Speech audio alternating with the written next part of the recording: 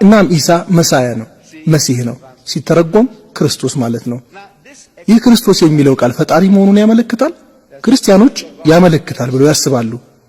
ክርስቶስን ፈጣሪ በሰው መልክ መሆኑን ለመግለጽ የመጣ ቃል አድርገው ይቆጥሩታል።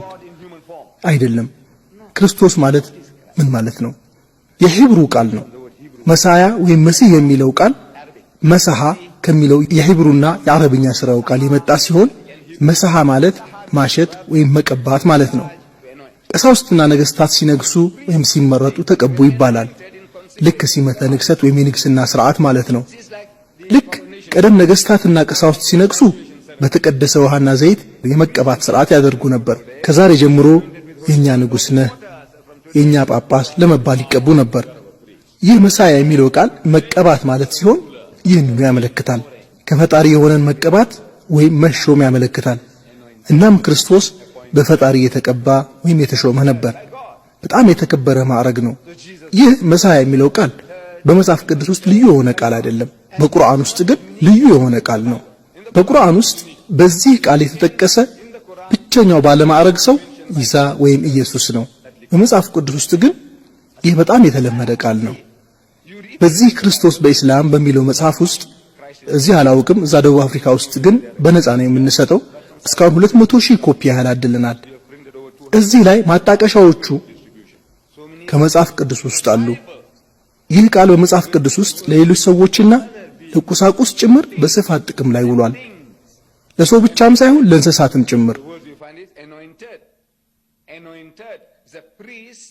መሪዎች አስፈሪ መስለው ለመታየት የሚለብሱት ቀንድ ያለው ለምድ ወይም ቀንድ ተቀባ ይለናል። ምሰሶዎች ተቀቡ ይለናል።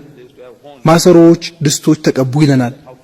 እንግዲህ በዕብራይስጥ መጽሐፍ ቅዱስ ቃሉ ማሳያ ተብሎ ተቀምጧል።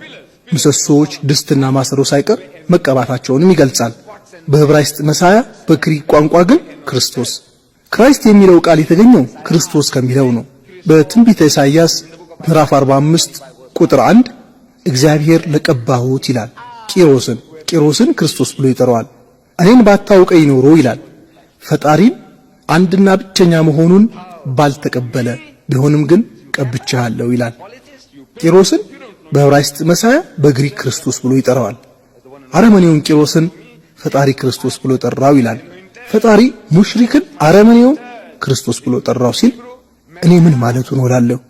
ይህ የሚያሳየው የመጽሐፍ ቅዱስ ተርጓሚዎች ይህ መሳያ የሚለውን ቃል በሌሎች ቦታዎች ሲጠቅሱት የተቀባ የሚለውን ቃል ብቻ ይጠቀማሉ። ምክንያቱም መሳያ ወይም ክርስቶስ ከሚለው ቃል ግንኙነት የሌለው ለማስመሰል ነው። ይህ የሚያሳየው በትርጉም ወቅት የሚያደርጉትን ነገር ነው። እኔም የምለው ይህ መሳያ የሚለው ቃል ፈጣሪ ማለት አይደለም። ይህን ቃል ለአረማዊ፣ ለጣዖት አምላኪ፣ ለቁሳቁስ፣ ለድስትና ለማሰሮ፣ ለቀንድ፣ ለምሰሶ ሳይቀር ጥቅም ላይ ውሏል።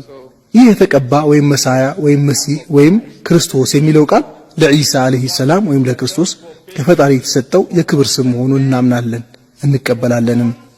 እርሱ ምርጡ የፈጣሪ መልእክተኛ ነው፣ ግን ራሱ ፈጣሪ አይደለም።